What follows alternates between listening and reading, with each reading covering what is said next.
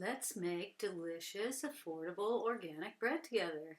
Hey everybody, have you been looking for a way to have healthy organic bread in your household at an affordable price? Me too. So I learned how to make bread myself, and I will show you how I do it. I have come up with these two recipes that I make for the week. I make these hemp milk buns and I make some French bread. Come along, watch what I do, and I'll show you how I make both of them together at the same time. It takes about 2 hours and then I have bread for the week. So without further delay, let's make some bread together. Let's get to it. I'm going to start with the hemp milk buns. This recipe takes 3/4 of a cup of water, a cup of hemp milk,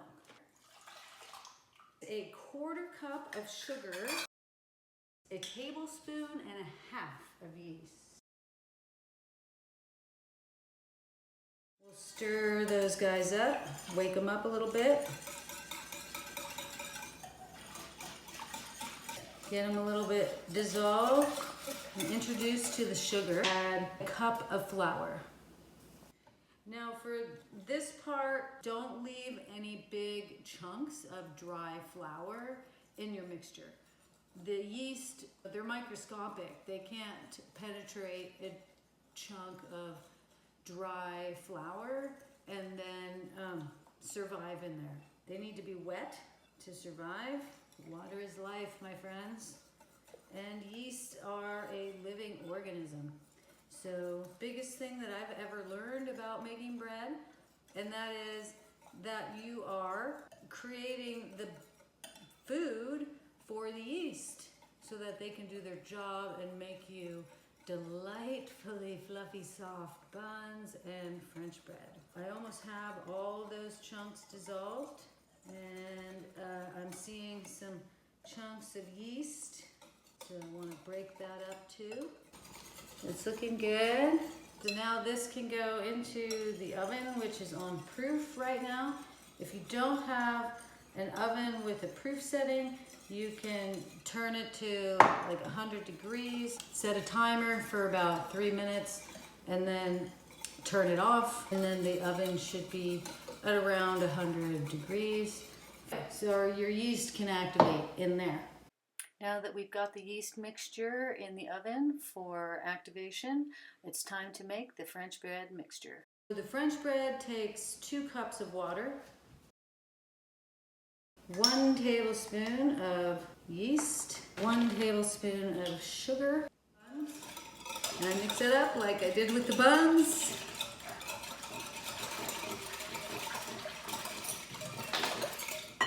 Put the yeast in the fridge as soon as you think about it. Look on the bottom to see if everything's dissolved. It looks like the yeast needs a little more stirring. A 1/2 cup. Once dissolved, add a 1/2 cup of flour. Make sure that as much of the flour is dissolved as completely as possible. We're feeding the yeast. This is a living organism, and we want to provide it with the best possible scenario so that it creates the most wonderful bread. Activate the yeast for about 20 minutes. Then you go ahead and take the hemp milk buns mixture out of the oven, and you can start mixing your dough. Okay, and oh my God, you guys, look at what we have here. This is some very active yeast. With the yeast active, we can now make the dough. A cup of flour, a 1/2 cup of vegetable oil. Today I'm using coconut oil, and 1 teaspoon of salt. Wow, look at that activity. And this activity is why we get that mixture homogeneous before we start the activation process. And always put your happy, loving vibes into your food. Now we can start adding more flour. When we still have a mixture that's pretty liquidy like this, we'll be adding a cup of flour at a time and mixing until it's completely homogeneous. Then once it gets to be more of a dough, we'll be adding just a 1/2 cup of flour at a time. Now I like to knead my bread by hand. This is how I got to know and understand the yeast. The yeast needs to stay wet, folks, right? Water is life. And when I was learning, I put all the flour in at once, like 4 cups of flour in at once after activating the yeast. And I pretty much ruined the bread because I over dried the yeast too fast with the flour. At this point now, I'm going to only add a half a cup at a time. I don't really use my hands until it's not sticky anymore. Kneading the dough with your hands allows you to find that smooth consistency when the dough is ready to rise again. So now that you have a nice soft dough with a little bit of stick to it and a little bit more oil to the outside and to the bowl. Adding the oil at this point keeps the dough from sticking, and you don't have to keep adding flour, which stiffens the dough. Oil everything up, put a lid on it. With those buns resting in the oven, we're going to move on to the French bread dough. Look at this French bread. The French bread gets 2.5 teaspoons of salt,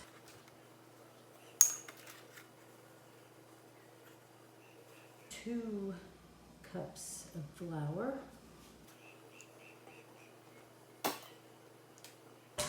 and a tablespoon of olive oil, organic. This is also very active, but not quite as active as the buns. You can start seeing the difference between, the amount of yeast that's used, the amount of sugar that's used, the flour that's used during the yeast activating stage. So again, when you're mixing the flour in at the beginning here, you're going to want to get as many of those clumps out as possible.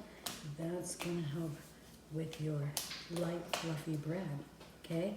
If the yeast can't access it because you left it in big chunks, then it's not going to be as light and fluffy. Let's add another cup. Always working to get it homogeneous before moving on to adding more flour. Okay, we're past this stage of just stirring, and we're getting to more of the folding in stage. But it's just as important to get it as homogeneous as possible. I like to use the flat side of my spoon to mash those clumps. Now once you get past this stage and you start forming a dough, you don't have to worry about those. Okay, now although you don't have to worry about the lumps anymore, you do have to make sure that it's all wet and there's not dry flour. So see, like I exposed some dry flour in that last fold. So always do a final check, scrape the edges of the bowl, and add your next batch of flour. So patience is a virtue here when you're getting your mixture homogeneous. In between each cup or half a cup of flour that you're adding, you really need to make sure that it gets to be a nice smooth dough before adding any more flour. And like the buns here, once you get to a consistency of dough that you like, then you can go ahead, even if it has a little bit of stick, and add your olive oil to the outside and to the bowl. And then go ahead and put your lid on and put it in the oven to rise. Now that the buns have rested and risen a little bit more, we can go ahead and weigh it out and divide by 12 to make our 12 buns. They are 1,426 grams, so I'm going to divide that by 12. And I get 118 grams. Now that's big. I usually make them to be about 85 grams. So let me see how many buns that would be. 1, 4, 2, 6 divided by, let's do 90. That's 15.8, that's like 16 buns. I'm going to end up making 16 buns instead of 12. I start out with the dough in a circle, and for 16, I can cut it in half. When I'm doing 12, I have to cut it in thirds and then cut it in half to be able to get to that number, that sweet number 12. All right, so here I eyeball it by starting with cutting the dough in half and then continually cutting it in half again until I have my 16 buns, and then I'll use the scale at all of the buns equal to 90 grams. Into the oven they go to rise, and out from the oven comes the French bread, and it is ready to be made into loaves. So now we're just going to cut this French bread in half. Now we want to get the French bread into the shape of a rectangle, and then we roll it up. Once I get it to the length, because it's going to grow, then I'm going to want to spread it out so that it's as even of a thickness as you can get. Now, as you're rolling the French bread, if you find areas that are uneven in thickness, you can do a little bit of manipulating by kind of squishing the dough around so that you can get an more even thickness throughout your loaf. When you put it on the pan, put the seam on the bottom. I am shaping the French bread. I keep the loaf covered in oil, and then at the very end, once it's shaped, I like to cover it generously with flour. That allows the bread to rise and not slump when it's rising, and the slits allow the bread to spread out a little bit more as it's rising without limitation. Now that we're down to 12 minutes on the timer for rising, we can go ahead and get the oven on and preheating. So we'll go ahead and take the buns and the loaves out of the oven to complete the rising process. They'll continue to rise as the oven preheats. So 400 degrees. The buns take 12 minutes and French bread takes 17. Okay, that's the timer, and they're looking pretty beautiful to me. Buns slide right off of that parchment paper to get those loaves back in the oven and make sure that it is at 400 degrees. All right, let's get that French bread out of the oven. That's a good color. I cool the bread on these racks in this high position to prevent condensation from getting the bottoms of the bread wet. Buns are ready. Let's get it on. I'm ready for lunch.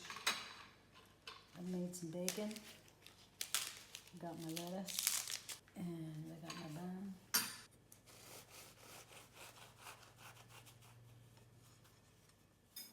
And this is my homemade mayonnaise that you can find in a short.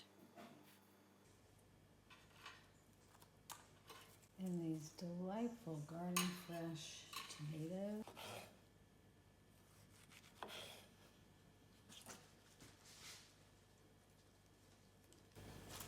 My lunch, baby.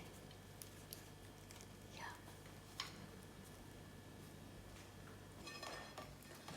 Here we are with these great tomatoes from the garden.